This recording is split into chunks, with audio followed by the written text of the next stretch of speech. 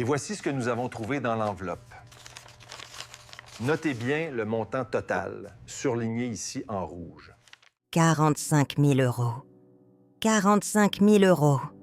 C'est le prix de l'amour maternel, apparemment. Ce matin, j'ai reçu ceci. Une facture de la clinique privée, Les Cèdres, pour l'opération de la hanche de ma mère et son séjour ensuite confort supérieur. Il n'y a pas de petits mots, pas de « s'il te plaît ». Juste un post-it jaune collé dessus avec l'écriture tremblante de mon père. Règle ça rapidement. C'est la famille. C'est la famille. Cette phrase est magique. C'est une clé passe-partout qui est censée ouvrir mon portefeuille quand ils en ont besoin et qui verrouille leur tueur quand moi, j'ai besoin de soutien. Je n'ai pas vu mes parents depuis Noël dernier. Ils m'ont appelé 3 fois cette année. 2 fois pour des problèmes d'informatique. Et aujourd'hui, pour 45 000 €. Ils pensent que je suis un distributeur automatique, sans code PIN. Ils pensent que parce que j'ai réussi financièrement, je leur dois ce succès. Ils se trompent. Et aujourd'hui, la banque est fermée. Pour comprendre cette facture, il faut comprendre l'économie de ma famille. Il y a 2 enfants. Moi, le plan B. Et Julien, l'enfant roi, l'élu. Julien a 2 ans de moins que moi. Il a 35 ans et il est toujours un projet en cours. Mes parents n'ont pas élevé Julien. Ils l'ont financé. Les écoles de commerce privées à 15 000 € l'année, payées par papa. Il a abandonné en 2e année. La start-up de livraison de chaussettes bio, financée par l'hypothèque de la maison de vacances. Faillite en 6 mois. L'appartement à Paris pour l'aider à se lancer. Loyer payé par maman depuis 8 ans. Moi, j'ai eu une bourse d'études et un job au McDo le soir. Quand j'ai monté mon cabinet comptable, ils m'ont dit que c'était trop risqué. Quand j'ai acheté mon premier appartement, ils ont critiqué le quartier. Julien a reçu l'affection et le capital.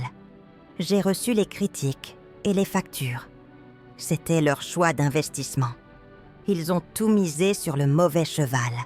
Et maintenant que le cheval est boiteux et que les investisseurs sont ruinés, ils se tournent vers celui qu'ils ont ignoré pour renflouer les caisses.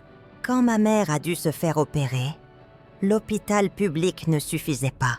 « Tu comprends, chérie, ta mère a besoin de calme », m'a dit mon père au téléphone. Ils ont choisi la clinique la plus chère de la région. Chambre individuelle, traiteur gastronomique, supplément dépassement d'honoraires du chirurgien star. Ils n'ont pas les moyens pour ça. Leur retraite couvre à peine leurs dépenses courantes et le loyer de Julien. Alors, qui devait payer ce caprice ? Le SMS de ma mère hier soir. Le chirurgien demande le virement avant vendredi. Ne nous déçois pas. Julien est très inquiet pour moi. Julien est inquiet, mais Julien n'a pas un centime. Julien est actuellement à Bali pour se retrouver spirituellement avec l'argent de la dernière vente de bijoux de ma mère. L'audace est fascinante.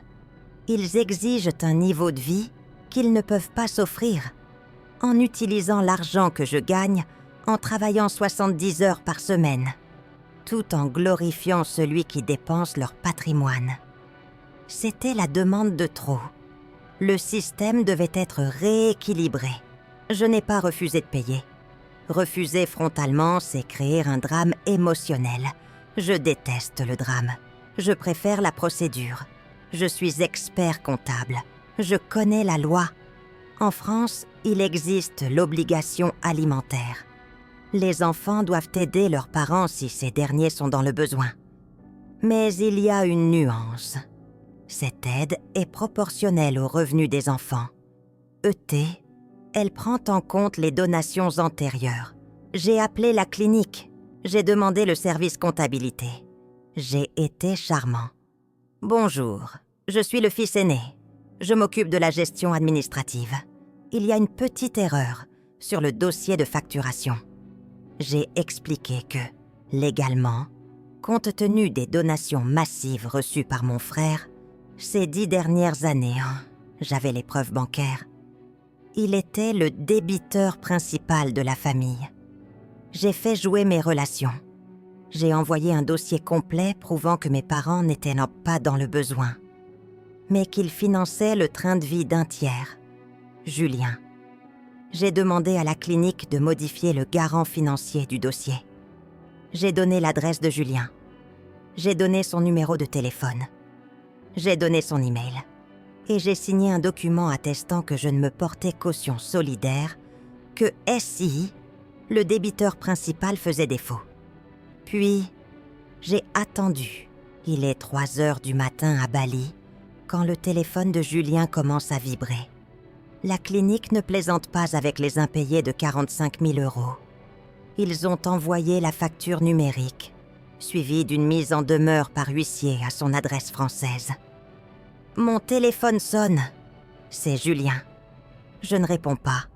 Il laisse un message vocal, paniqué, la voix aiguë. « C'est quoi ce bordel? La clinique me réclame 45 briques. Je les ai pas. Pourquoi il m'appelle moi?